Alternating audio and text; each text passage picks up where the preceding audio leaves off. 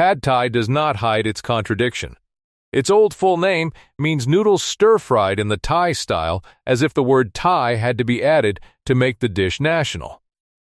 In the late 1930s and early 1940s, a military government changed Siam's name, regulated public culture, promoted noodle carts, and used one mixed Chinese-Thai dish to teach millions what modern Thailand should look like.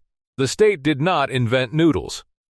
It did something more powerful. It selected a recipe, attached the nation to its name, and built a symbol so successful that the politics nearly disappeared from the plate. The familiar plate looks inevitable. Rice noodles, egg, tofu, tamarind, fish sauce, dried shrimp or fresh shrimp, preserved radish, bean sprouts, chives, chili, lime, and peanuts. But national dishes become powerful by making their mixture look ancient. Before Pad Thai had its modern name, Siam already contained many noodle traditions. Migration from southern China helped build urban communities whose shops, markets, and food stalls sold kwai tao rice noodles served in broth or stir-fried. The words themselves carried Chinese linguistic ancestry. Noodles were therefore not unknown or newly delivered in the 1940s. Nor were people inside Siam divided into two pure groups called Thai and Chinese. Generations of intermarriage, commerce, language shift, taxation, and political pressure produced identities that could overlap. Siam's economy itself was tied to rice. The kingdom exported enormous quantities while ordinary diets remained regionally diverse, steamed rice in some areas, sticky rice in others, and noodles especially, visible in towns. Canals connected mills, markets, boats, and neighborhoods. Bangkok grew as a port city built through Chinese labor and enterprise as well as royal power. Food vocabulary preserved these exchanges. A dish could carry a Chinese-derived name, use an ingredient traded through an overseas network, and be cooked by a family that identified as Thai. Nationalism would later sort this ambiguity into cleaner boxes than daily life provided. Still, rulers and officials often treated Chinese communities as a distinct economic and political problem. Chinese migrants and their descendants played major roles in rice milling, trade, retail, transport, and urban food. Their associations in schools could also appear threatening to a state trying to concentrate authority. Stir-frying suited the city. A hot wok cooked small portions quickly. A vendor could organize noodles, sauce, protein, and vegetables around one heat source. Customers could watch a complete meal assemble in minutes. That production system already contained the future Pad Thai. Rice noodles provided the base.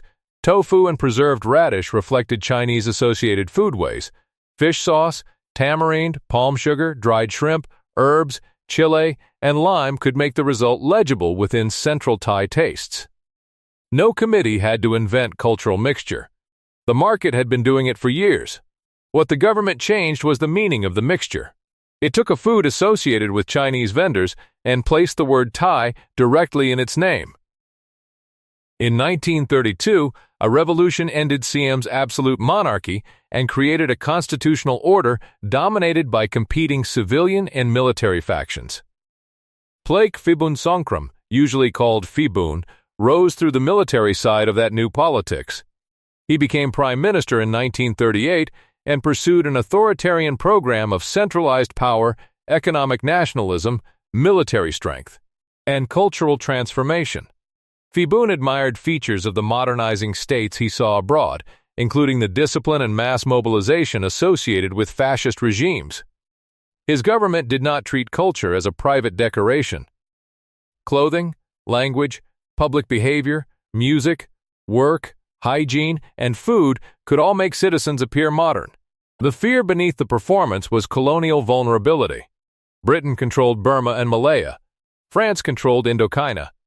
European empires often justified domination by describing Asian societies as backward and in need of civilization. Thai leaders concluded that looking modern could be a defense of sovereignty. That logic was not merely defensive. Phibun's regime also pursued territorial ambition, militarization, censorship, and political repression. The national body he wanted to protect was being built through coercion at home. In 1939, the state changed the country's international name from Siam to Thailand. The change presented Thai as the name of the land, people, and nationality. It did not merely replace a word on a map. It promoted a political idea: diverse populations should imagine themselves as one disciplined national body. That body had to be taught. From 1939 to 1942, the government issued 12 cultural mandates. They instructed people how to refer to the nation, honor the flag and anthem, speak, dress, work, sleep, and behave in public. One mandate discouraged regional and group labels in favor of a common Thai identity. Pad Thai was not named as a line inside one of those decrees. The noodle campaign belonged to the same broader nation-building system. This distinction matters because the simplified story often turns the mandates into an official cookbook. The state's real project was larger than a recipe. It wanted repeatable citizens. A national food helped because it made ideology ordinary. A speech requires attention. A flag appears at set moments. Lunch returns every day. Food also made abstraction measurable. Officials could count noodle shops, promote one-plate nutrition, and connect patriotic behavior to visible consumption. A person did not need to understand constitutional theory to order the meal carrying the national name. The wager was that repeated action would produce feeling. Eat the dish, use the name, see others do the same, and the nation begins to feel less like a government program and more like common sense. Phibun's idea of civilization carried pressure. Government messages promoted hats, shoes, polite behavior, scheduled meals, exercise, productivity, and cleanliness. These instructions could sound comic when isolated. Together, they reveal a state imagining the population as material to be reorganized. Uniformity also created exclusion. Malay Muslims in the South, Lao-speaking communities in the Northeast, Chinese schools and associations, and other regional identities did not vanish because an order called everyone Thai. The national label elevated some languages, habits, and political loyalties over others. Economic nationalism targeted sectors associated with Chinese enterprise. Regulations and state-backed competition attempted to move occupations and commercial power toward people recognized as Thai. Yet the government also needed the urban skills and distribution networks Chinese communities had built. The tension reached schools, newspapers, associations, business licensing, and public suspicion. Chinese could identify recent migrants, long-settled families, language communities, commercial networks, or a political category imposed by officials. Thaiization offered inclusion on unequal terms. Cultural difference could remain in practice if it stopped challenging the official national label. Pad Thai solved this contradiction symbolically. The dish could preserve noodles, tofu, wok cooking, and vending while renaming the result as Thai.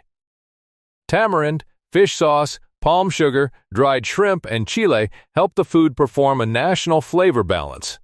A mixed urban meal became evidence of cultural unity. This was Thaiization, not purification. The state did not remove foreign influence. It absorbed selected elements and changed who could claim them. Nutrition added another layer. A plate could include carbohydrate, protein from egg or tofu, vegetables, and small amounts of shrimp. Officials could present it as a modern complete meal rather than an elaborate communal spread.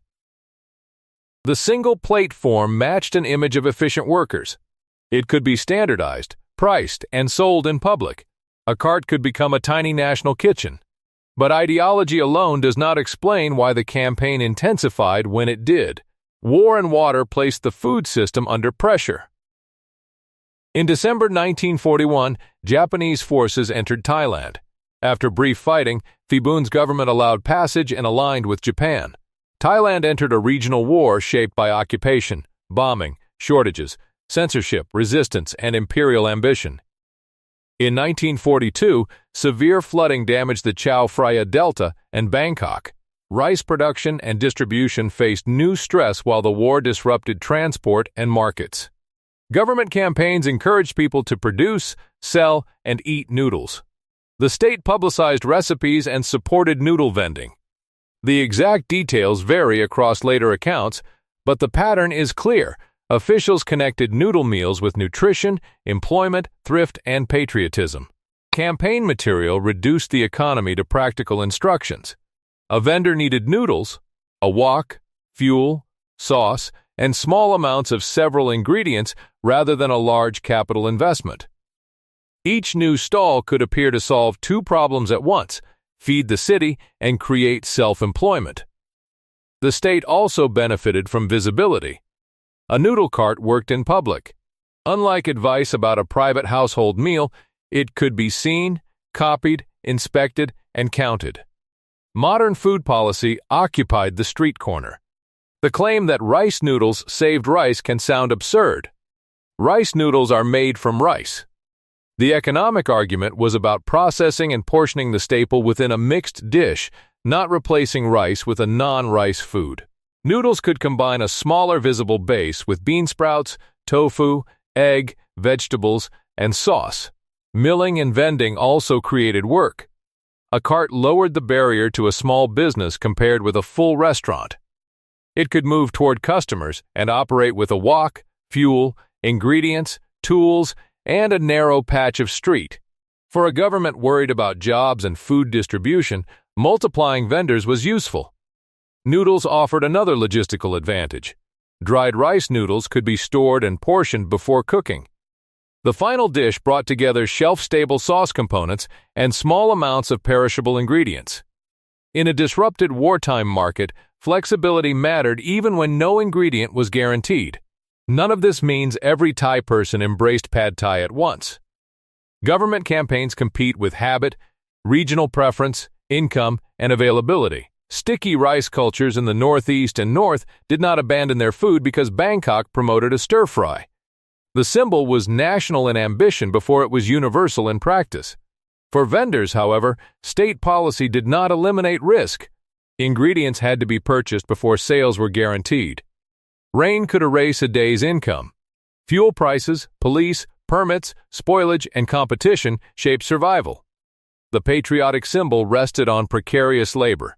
The campaign benefited from an existing food system. Officials did not have to teach people what noodles were or how a wok worked. They could attach new messaging to familiar commerce. Scarcity made the policy urgent. Nationalism made it meaningful. Vendors made it possible. Pad Thai's flavor is often described as a perfect balance of sweet, sour, salty, and hot. That balance is real in a well-made plate, but it is not a timeless chemical formula. Recipes differ. Some lean on tamarind for sourness. Some use vinegar or lime differently. Palm sugar can become more prominent for tourists or local preference. Dried shrimp, fresh shrimp, pork, egg, tofu, or no meat change the center. Peanuts may arrive on top or at the side. The older full name, Kwai Tao Pad Thai, exposes the construction. Kwai Tao identifies the noodle category, pad signals stir-frying, Thai marks the style. The national adjective converts an associated Chinese form into a Thai version. Some versions were also called Senchan Pad Thai, connecting the noodles to chantaburi. Thin, resilient rice noodles could absorb sauce without immediately collapsing.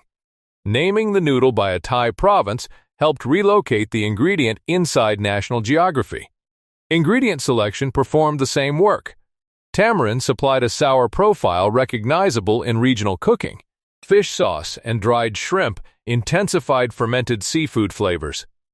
Palm sugar softened and connected the sauce.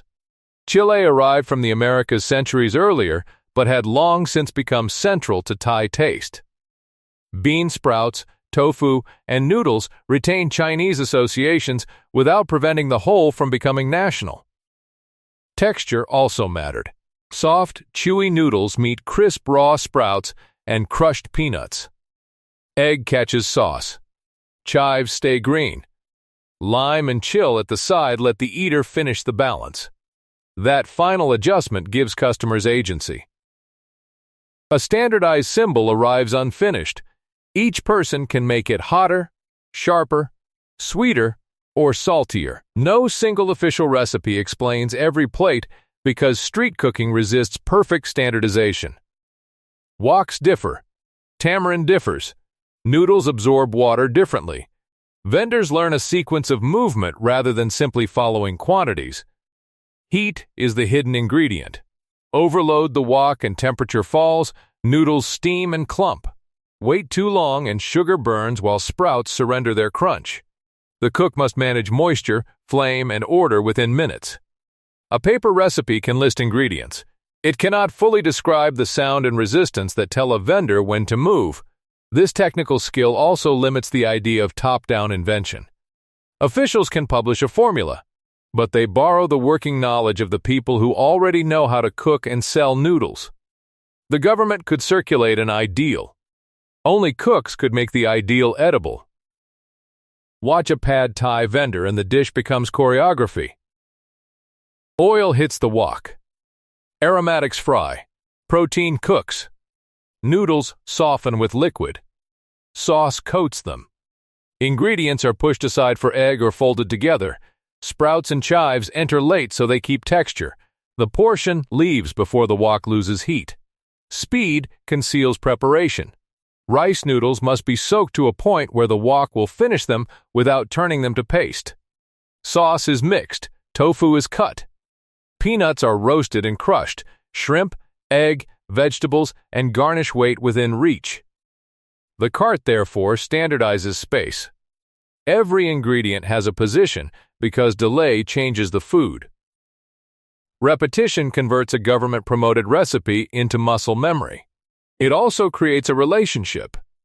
Regular customers know which vendor uses a darker tamarind sauce, who fries the egg crisp, who is generous with peanuts, and who keeps the chill separate. Reputation produces a local map far more detailed than the national campaign. Street vending can offer independence, but it also shifts costs onto the vendor. The cart is workplace, storage problem, sanitation system, and exposure to weather. Long hours begin before the first customer and continue after the wok is scrubbed. Family labor can keep the enterprise alive without appearing on a payroll. Customers also decide whether policy survives. They return for taste, price, convenience, trust, and the personality of a vendor, not because a ministry tells them to feel national. Once those habits form, the dish exceeds its campaign. This is why calling pad Thai propaganda is true but incomplete. Propaganda can place an image in public. It cannot force generations to enjoy lunch. The state provided attention and legitimacy. Chinese Thai urban foodways provided technique. Vendors adjusted ingredients to cost and neighborhood demand. Diners created reputation. Families and apprentices carried methods forward. After Phibun fell from power in 1944, pad Thai did not disappear. He returned as prime minister in 1948, but the dish no longer needed one leader. It had entered ordinary commerce. A policy becomes culture when people use it for reasons the policy cannot control. That transition from command to habit is the real success of pad Thai. After the Second World War, Thailand entered a new relationship with global power. During the Cold War, the United States treated Thailand as a regional ally. Military spending, air bases, roads, aid, tourism, and the presence of American personnel reshaped parts of the economy. Bangkok and other destinations became increasingly accessible to international visitors. That relationship brought unequal power. Thailand was marketed through service, pleasure, and exotic difference while war raged in neighboring Vietnam, Laos, and Cambodia. Restaurants and nightlife grew inside an economy influenced by foreign military presence. The global appetite for Thai food cannot be separated from the roots through which foreigners learn to desire Thailand. Tourism needs shorthand. Travelers facing a large, unfamiliar cuisine look for one name they can pronounce and one flavor they expect to recognize. Pad Thai was ideal: a complete plate, visible ingredients, adjustable heat, and a national label built into the name. Thai migration carried the dish farther. In the United States, restaurants became crucial economic and social institutions for a relatively small immigrant population. Owners had to introduce regional food through menus customers could navigate. Pad Thai became an anchor. A diner nervous about fermented fish, bitter herbs, or unfamiliar curries could begin with noodles. Restaurants often adjusted sweetness, chili, protein, and portion to local demand. Those changes are sometimes mocked as inauthentic, but they also record the labor of immigrant businesses translating a cuisine while paying rent. Menus taught a sequence. Pad Thai provided the familiar starch. Satay offered grilled meat. Spring rolls appeared beside it even when their histories crossed several cuisines. English descriptions turned fish sauce, tamarind, and palm sugar into a promise of balanced sweet, sour, and salty flavor. The customer's expectation then traveled backward. Visitors arrived in Thailand looking for the dish they had learned abroad. Restaurants in tourist areas had a reason to keep it visible and make it resemble the international memory. Symbol and market reinforced each other. The international menu could flatten Thailand. Central dishes became national representatives. Regional foods from Isan, the north, and the south received less space. A country with enormous culinary variation was reduced to Pad Thai, green curry, and Tom Yum. Yet the shorthand created an opening. Customers who began with Pad Thai could move toward other dishes. Restaurants became spaces where Thai migrants built community, identity, and economic independence. The noodle symbol had traveled from domestic nation-building into global commerce. Then, the Thai government deliberately used it again. In the early 2000s, Thailand launched programs often grouped under Global Thai and Kitchen of the World. Government agencies supported restaurant expansion, chef training, food exports, standards, financing, and international promotion. The purpose was economic and diplomatic. More Thai restaurants could sell Thai agricultural products, attract tourism, create business, and give foreign diners a positive encounter with the country. Scholars later called this gastro-diplomacy, using cuisine as a form of national influence. Different agencies pursued different levers. Export promotion linked restaurants to Thai ingredients. Training sought consistency. Model concepts imagined restaurant formats at different price levels. Quality marks attempted to certify that a meal represented Thailand well. The campaign treated a restaurant as an unofficial embassy, but an embassy whose visitor paid for dinner. Warm service, recognizable decor, and a dependable menu could turn appetite into a favorable feeling toward the nation without a formal political message. This was not the program that originally made Pad Thai popular. It was a second state project built on the success of the first. Again, government power worked through small businesses. A ministry could publish model restaurant concepts or promote a quality label. Migrant owners still had to secure leases, hire workers, adapt menus, manage prejudice, and satisfy customers night after night. That gap between policy and practice matters. Celebrating gastro-diplomacy can make thousands of independent owners look like agents following Bangkok's plan. Many restaurants predated the campaign or succeeded through immigrant networks, family sacrifice, and local experimentation. The state amplified an ecosystem it did not single-handedly create. Pad Thai became valuable because it was predictable enough to signal Thailand and flexible enough to survive translation. Chicken could replace shrimp, vegetarian sauce could replace fish sauce, sweetness could rise, portions could grow. The national symbol changed while preserving its name. That returns us to the original contradiction. Pad Thai is authentically Thai not because every element originated inside an eternal Thai nation. It is Thai because a particular historical society transformed Chinese-associated noodles, local and global ingredients, street labor, state pressure, and customer taste into a durable cultural form. The government selected the dish because it wanted a unified modern citizen. Vendors kept it because it made a living. Diners kept it because it tasted good. Migrants kept it because it opened a business and a conversation. Later officials kept it because it made Thailand recognizable before a visitor ever boarded a plane. The symbol succeeded so completely that the campaign became a fun fact. But look at the name again. Noodles, stir-fried in the Thai style. Not ancient purity. A nation in the act of making itself.